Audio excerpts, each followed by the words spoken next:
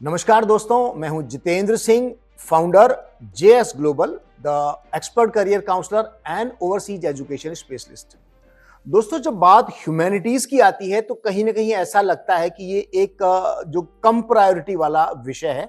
लेकिन आज हम बात करने वाले हैं ह्यूमैनिटीज के उन दो विषय के, उन दो सब्जेक्ट्स के बारे में जिनको अगर लेके विद्यार्थी अपना आगे की पढ़ाई करते हैं। अगर मैं फ्यूचर की बात करूं तो that is future is very very bright.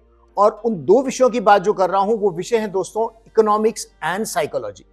अगर इन दोनों के कॉम्बिनेशन को मिलाऊं दोस्तों तो एक बड़ा डेडली कॉम्बिनेशन है एंड इसे निश सेगमेंट, जहां की इसके अगर करियर की बात करें तो बहुत सारी संभावनाएं बनती है, बहुत सारे करियर विकल्पों की।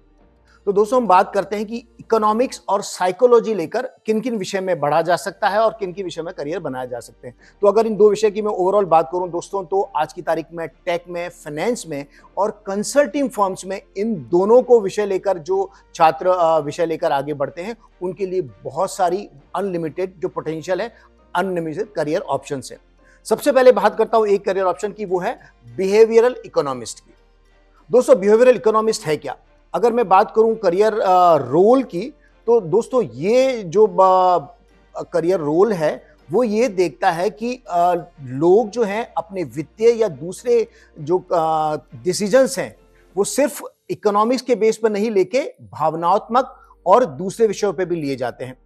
तो दोस्तों अगर बिहेवियर इकोनॉमिक्स के रोल की बात करूं तो ये कंपनीज को और सरकारों को पॉलिसीज बनाने में बहुत ज्यादा मदद करते हैं। अगर मैं बात करूं कि कौन कौन से रोल में जा सकते हैं तो सरकारी कंपनियां हैं, बड़ी बड़ी वित्तीय कंपनियां हैं और कंसल्टिंग फर्म में आप लाखों के पैकेज में इन दो विषय को लेकर जा सकते हैं।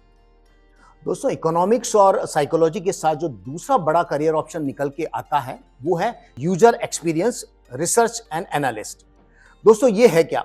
अगर मैं इसकी बात करूं तो देखिए बड़ी बड़ी जो टेक कंपनीज हैं, वित्तीय कंपनियां हैं, ये अपने जब डिजिटल उत्पाद बनाती है, कोई वेबसाइट बनाती है या कोई ऐप बनाती है तो ये उपयोग का मतलब या कि जो अपना कंज्यूमर है उसके बिहेवियर का अध्ययन करती है। साइकोलॉजिस्ट ये अध्ययन देखता है कि किसी उत्पाद को यूज करते वक्त उसका भावनात्मक या दूसरे जो बिहेवियर है वो कैसा रहता है, जबकि इकोनॉमिस्ट उसको ये समझने पे हेल्प करता है कि अगर उपभोक्ता का व्यवहार एक तरह का है तो उससे रेवेन्यू पर कितना इफेक्ट आएगा। और आज के डिजिटल युग में दोस्तों आप समझ सकते हैं कि जब हमारे आसपास डिजिटल उत्पादों की भरमार है और हम ज्यादा से ज्यादा अपने जो डिसीजन है, चाहे वो परचेजिंग का हो या किसी भी रूप में हो, वो सारे डिजिटल प्लेटफॉर्म से ही करते हैं, तो आप समझ सकते हैं कि इस रोल का कितना बड़ा उपयोग है और आने वाले समय में और कितना बढ़ेगा। अगर मैं कार्य क्षेत्र की बात करूं दोस्तों तो गूगल है, अमेजन है, बड़ी बड़ी ई कॉमर्स कंपनीज हैं और बड़ी बड़ी वित्तीय कंपनी, ये लाखों के पैकेज में साइकोलॉजिस्ट और इकोनॉमिक्स के जो ग्रेजुएट्स हैं या पोस्ट ग्रेजुएट्स हैं उनको हायर करती है। दोस्तों इकोनॉमिक्स और साइकोलॉजी के साथ जो तीसरा बड़ा करियर ऑप्शन निकल के आता है वो है डेटा एनालिस्ट का और कंज्यूमर इनसाइट स्पेशलिस्ट का। दोस्तों हम देखते हैं कि दिन ब दिन हम जो ऑनलाइन खरीदारी और दूसरी चीजें करते हैं उनके लिए ये जो रोल है वो बड़ा महत्वपूर्ण है। इकोनॉमिक्स जो है वो बड़े बड़े स्टैटिकल डेटा बनाने में मदद करते हैं, जबकि साइकोलॉजिस्ट इस रोल में ये पता करने की कोशिश करते हैं कि किसी पर्टिकुलर कंज्यूमर का खरीदारी का पैटर्न या बिहेवियर पैटर्न कैसा है। ये दोनों मिलकर बड़ी बड़ी कंपनीज को, वित्तीय संस्थानों को, ऑनलाइन ई कॉमर्स कंपनीज को हेल्प करते हैं कंज्यूमर का बिहेवियर करने में और डाटा मदद करने में और उसके हिसाब से प्रोडक्ट या प्राइसिंग डिजाइन करने में। तो आप समझ सकते हैं दोस्तों कि आज की तारीख में जब बहुत सारी हमारी परचेजिंग है वो डिजिटल माध्यम से, ऑनलाइन माध्यम से होती है, तो इस जॉब रोल का भी बहुत बड़ा उपयोग जो है वो आने वाले वर्षों में होने वाला है। दोस्तों इकोनॉमिक्स और साइकोलॉजी के साथ जो चौथा बड़ा करियर विकल्प निकल के आता है इन दिनों वो है फाइनेंशियल या वेल्थ मैनेजर का। वेल्थ मैनेजर दोस्तों क्या करते हैं, जब बहुत लोगों के जो बड़े बड़े लोग हैं, क्लाइंट्स हैं, उनका वित्तीय क्षेत्र है उसको मैनेज करते हैं। वो लोग ये एनालाइज करने की कोशिश करते हैं कि बड़े बड़े जो लोग हैं वो अपनी बचत को है वो किस तरह से करते हैं, कहाँ एनालाइज करते हैं, रिस्क लेने से डरते हैं या रिस्क कम लेते हैं।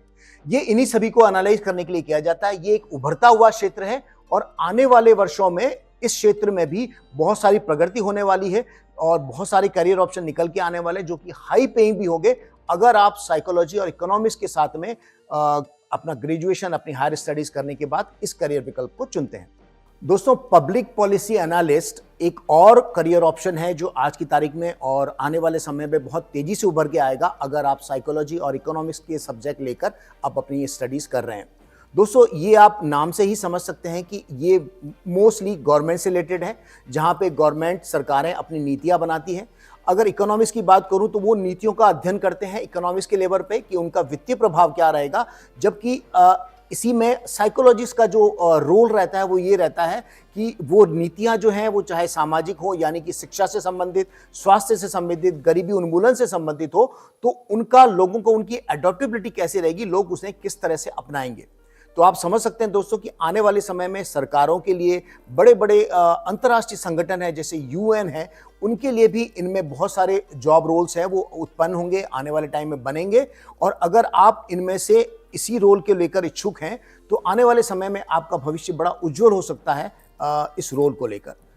तो दोस्तों, हम समझ सकते हैं कि साइकोलॉजी और इकोनॉमिक्स एक बहुत ही महत्वपूर्ण विषय है और आज के बदलते युग में, डिजिटल युग में इनको लेकर भी आप एक बहुत अच्छा करियर बना सकते हैं, उज्जवल भविष्य बना सकते हैं। तो देर किस बात की, अगर आप अभी तक ये विषय नहीं चुना है और अगर आप इस दोहराए पर हैं जहां पे आप विषय चुनने के लिए बैठे हैं, तो 100% मेरा रिकमेंडेशन है आपको कि इकोनॉमिक्स और साइकोलॉजी के विषय चुनकर आगे बढ़ने की, अपना अच्छा करियर बनाने की तैयारी कीजिए। धन्यवाद, थैंक यू, जय हिंद, जय भारत।